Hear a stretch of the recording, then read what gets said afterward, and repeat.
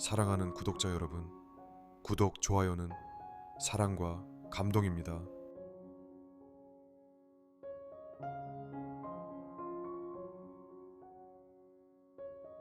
제목, 레언던의 신비한 티켓. 2012년 여름, 런던은 전 세계에서 몰려든 관광객들로 북적였다. 바로 올림픽이 열리는 해였기 때문이다. 각국의 선수들이 뜨거운 경쟁을 펼치는 가운데 런던의 한 작은 서점에서 일하는 청년 올리버 해밀턴은 이 거대한 축제와는 아무런 관련이 없는 평범한 나날을 보내고 있었다. 올림픽이라니 나랑은 아무 상관도 없지. 올리버는 아침 출근길, 길거리에서 배포하는 신문을 집어들었다. 신문 일면에는 수영 스타 마이클 펠프스와 육상의 전설 우사인 볼트의 활약이 대서특필되어 있었다. 그는 피식 웃으며 신문을 접어 가방에 넣었다. 사람들은 런던이 올림픽 열기로 뜨겁다고 했지만 정작 그는 티켓 한 장도 구하지 못한 채 서점과 집을 오가는 단조로운 일상을 보내고 있었다. 그러던 어느 날 서점 문 앞에서 낡은 회색 코트를 입은 한 노인이 다가왔다. 여긴 좋은 책이 많군. 노인은 가만히 책장을 둘러보더니 한 권의 오래된 책을 집어들었다. 그 책은 런던의 숨겨진 이야기라는 제목의 역사서였다. 올리버는 노인의 책을 계산하면서 말했다. 좋은 책을 고르셨네요. 저도 읽어봤는데 꽤 흥미롭습니다. 노인은 빙긋 웃으며 주머니를 뒤적였다. 그런데 그는 지갑 대신 낡은 봉투를 하나 꺼내더니 올리버에게 건넸다.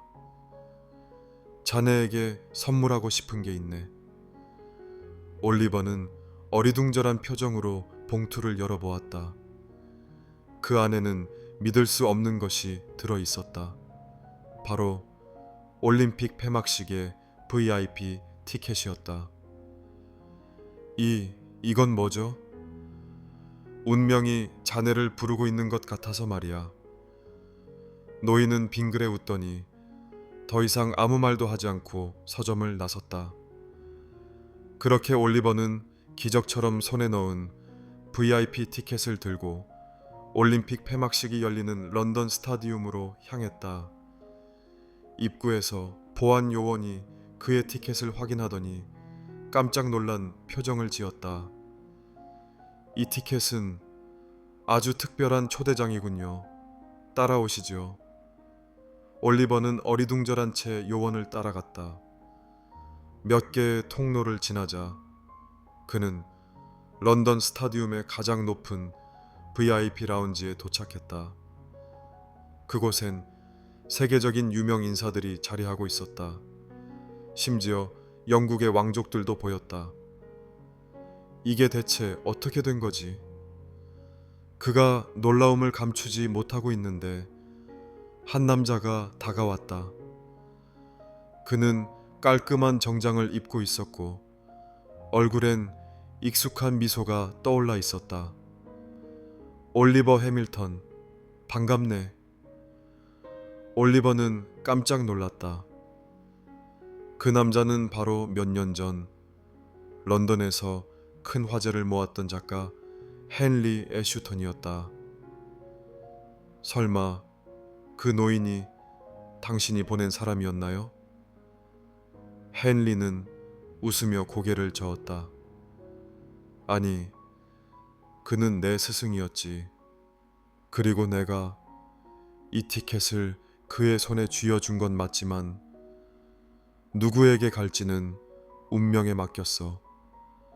그런데 그게 자네였다니 정말 흥미롭군. 올리버는 벅찬 감정을 느끼며 스타디움에 화려한 조명을 올려다보았다.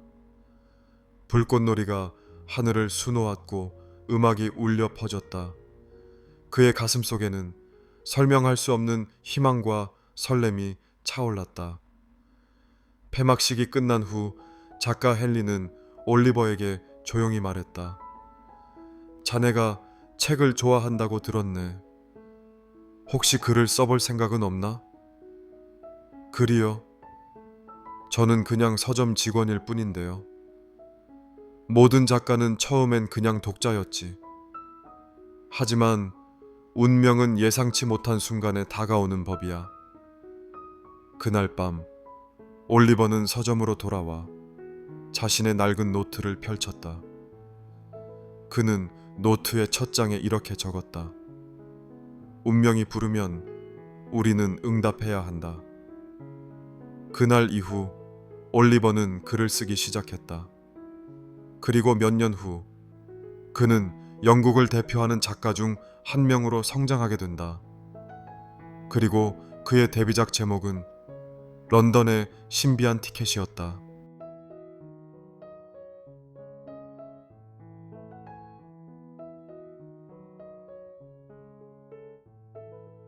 제목 행운의 자전거.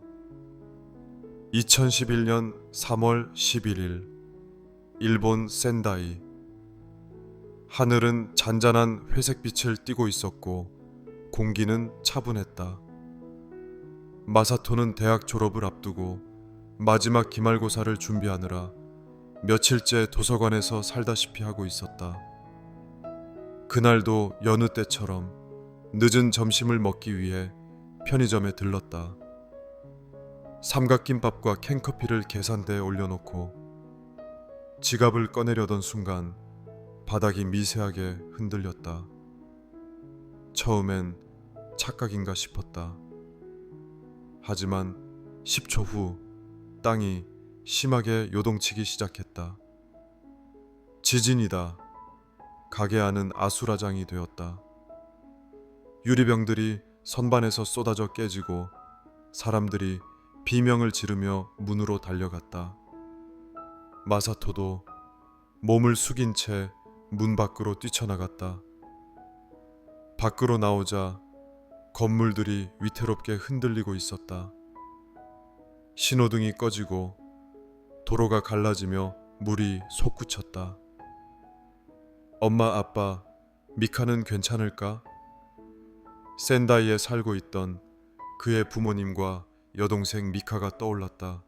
그들은 집에서 20km 떨어진 작은 마을에서 살고 있었다. 전화기를 꺼내 들었지만 신호가 잡히지 않았다. 사람들은 도로 한가운데 모여 혼란스러워했고 경찰과 소방관들이 분주하게 움직이고 있었다. 교통은 완전히 마비되었고 택시는커녕 버스도 움직이지 않았다.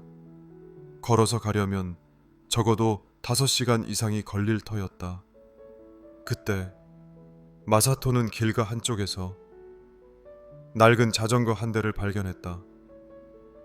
바구니에는 작은 쪽지가 붙어 있었다. 이 자전거가 필요한 사람은 타고 가세요. 당신의 무사함을 기도합니다. 마사토는 주위를 둘러보았다. 누군가 두고 간 걸까? 혹시 주인이 나타날지도 몰라. 몇 분을 기다렸지만 아무도 오지 않았다. 그는 더 이상 망설일 수 없었다. 가족이 위험할 수도 있었다. 자전거 페달을 밟고 황급히 집으로 향했다. 도로는 아비규환이었다. 자동차들이 멈춰 서 있었고 사람들은 어디론가 뛰어가고 있었다. 일부는 대피소를 향했고 어떤 이들은 붕괴된 건물 앞에서 울고 있었다. 마사토는 자전거를 타고 빠르게 도로를 달렸다. 평소라면 30분이면 도착할 거리였지만 갈라진 도로와 부서진 다리 때문에 우회해야 하는 구간이 많았다. 한참을 달리던 중 그는 길가에서 울고 있는 소녀를 발견했다. 소녀는 무릎이 까진 채로 혼자 있었다. 괜찮아? 소녀는 눈물을 닦으며 고개를 들었다. 엄마를 잃어버렸어요. 마사토는 깊은 숨을 내쉬었다. 그는 집으로 빨리 가야 했지만 이 아이를 그냥 둘 수 없었다. 엄마를 어디서 잃어버렸니? 저쪽 시장에서요. 갑자기 지진이 나서 사람들이 다 도망가서. 마사토는 잠시 고민했다. 그리고 소녀를 자전거 바구니에 태웠다. 엄마 찾으러 가자. 그들은 함께 시장으로 향했다. 시장에 도착하자마자 그는 아이의 엄마를 찾기 위해 주변을 샅샅이 살폈다. 사람들은 여전히 혼란에 빠져 있었고 일부는 대피소로 이동하고 있었다. 그때 한 여성이 울며 사람들에게 아이를 찾고 있다고 묻고 있었다. 혹시 이 아이를 찾고 계세요? 여성은 마사토의 목소리에 고개를 돌렸다. 그리고 아이를 보자마자 달려와 아이를 품에 안았다. 유이, 무사했구나. 아이도 엄마를 보며 펑펑 울었다. 마사토는 안도했다. 그리고 다시 자전거를 타고 집으로 향했다. 밤이 되자 기온이 급격히 떨어졌다.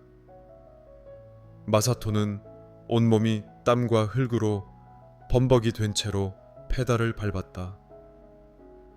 마침내 그의 마을이 보이기 시작했다. 하지만 집이 있던 방향은 폐허가 되어 있었다. 설마. 그는 자전거를 세우고 무너진 집들을 살펴보았다.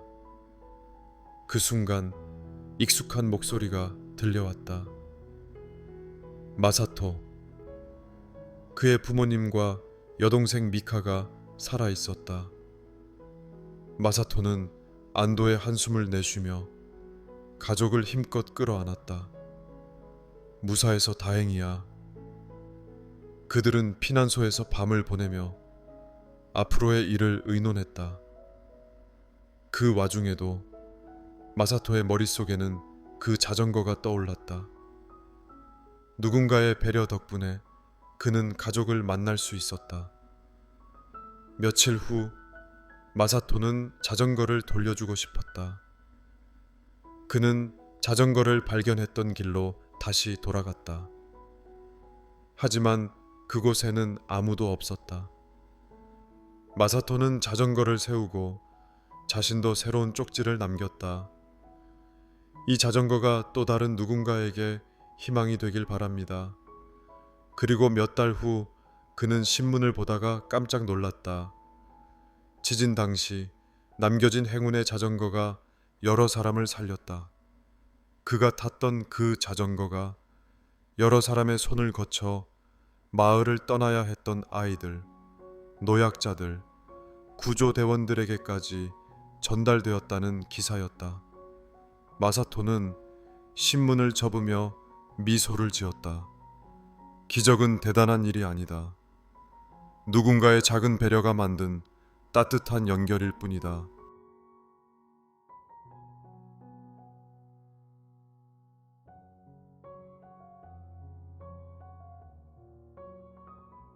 제목 뚜벅이와 빙수의 여름.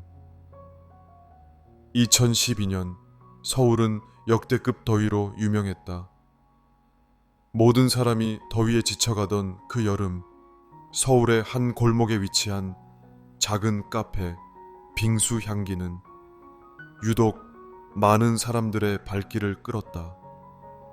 그 카페는 전통적인 빙수에서 한 발 더 나아가 다양한 색깔과 맛의 창의적인 빙수를 제공하며 주목을 받았다. 카페의 주인은 한여름에도 가끔씩 뚜벅이 모자를 쓰고 거리를 걷는 독특한 개성을 가진 젊은 여성 윤하였다. 그녀는 빙수를 좋아했고 그 사랑이 온전히 반영된 이 카페는 그녀만의 작은 꿈이자 열정이었다. 유나는 늘 카페 뒤편에서 빙수 시럽을 만들고 새로운 메뉴를 고민하며 하루하루를 보내고 있었다. 오늘은 뭘 만들어 볼까? 유나는 가게 앞에서 한참을 고민하다가 결정을 내린 듯 빙수에 사용할 신선한 과일과 재료들을 준비했다. 그때 문을 열고 들어온 한 남자가 그녀의 눈에 띄었다. 그는 오래된 운동화를 신고 구겨진 반팔 티셔츠를 입은 채로 카페 안으로 들어섰다. 그의 모습은 매우 평범해 보였지만 무엇인가를 찾고 있는 듯한 눈빛이 유나의 마음을 사로잡았다. 안녕하세요. 여기서만 파는 특별한 빙수 없나요? 특별한 빙수요? 글쎄요. 그런 건 없는데. 유나는 웃으며 대답했다. 남자는 잠시 생각하더니 고개를 끄덕이며 말했다. 그럼 아무거나 주세요. 그냥 맛있는 걸로요. 남자는 자주 오게 되었고 유나는 그와 조금씩 대화를 나누게 되었다. 그의 이름은 민수였고 그는 작은 출판사에서 일하는 편집자였다. 그러나 그는 매일 일하는데 치여 아무런 흥미도 느끼지 못하고 있었고 매일 반복되는 일상에 지쳐 있었다. 사실 저는 책을 좋아하는데 요즘은 일만 하다 보니 전혀 읽을 시간이 없어요. 이런데 와서 빙수나 먹으면서 뭔가 새롭고 기분 좋은 일이 생기길 바래요. 유나는 그의 말에 공감하며 그럴 땐 이렇게 마음 편히 맛있는 걸 먹고 잠깐이라도 생각을 바꾸는 게 필요하죠. 가끔은 뚜벅이처럼 한 걸음씩 나아가면 좋은 일이 생기기도 하니까요. 그날 이후로 민수는 카페를 자주 찾았다. 그는 빙수를 먹으면서 책을 읽고 윤하와 대화를 나누며 점점 더 자주 웃기 시작했다. 윤하는 그가 조금씩 삶의 색을 되찾아 가는 것을 느꼈다. 어느 날 민수는 카페에 오지 않았다. 윤하는 그가 뭔가 중요한 일을 하고 있는 게 아닌가 싶어 걱정스러웠다. 며칠 후 민수가 얼굴을 비추며 들어왔다. 안녕하세요, 윤하 씨. 그동안 고민한 끝에 드디어 새로운 책을 시작하게 됐어요. 정말요? 그럼 다행이에요. 어떤 책인가요? 민수는 웃으며 말했다. 그 책은 제가 경험한 일상 속 작은 행복들을 기록한 책이에요. 빙수처럼 작고 소소한 것들이 내 인생을 얼마나 특별하게 만드는지 말이죠. 유나는 그의 말에 놀라며 웃었다. 그럼 당신이 이 카페에서 매일 먹던 빙수처럼 작은 행복이 담긴 책을 쓰는 거군요. 맞아요. 그래서 오늘 제가 유나 씨에게 하나 부탁이 있어요. 그 책이 발간되기 전에 제가 마지막으로 먹고 싶은 빙수가 있는데 뭐든지요. 그게 바로 그 특별한 빙수인가요? 네. 그건 제가 살아가면서 정말 중요하게 생각한 것들을 모두 담은 가장 특별한 빙수입니다. 이름은 희망의 빙수라고 할까요? 민수는 그날 카페에서 자주 먹던 것들을 바탕으로 한 특별한 빙수를 윤하에게 요청했다. 그는 희망을 담은 빙수라며 단순히 달콤한 맛 이상의 의미를 부여했다. 윤하는 그 요구에 맞춰 신선한 과일과 다양한 재료를 아낌없이 넣어 완성한 빙수를 민수에게 내놓았다. 이 빙수에는 희망이 들어있어요. 당신이 다시 삶의 의미를 찾을 수 있도록요. 민수는 빙수를 맛보며 감동의 눈물을 흘렸다. 정말 맛있어요.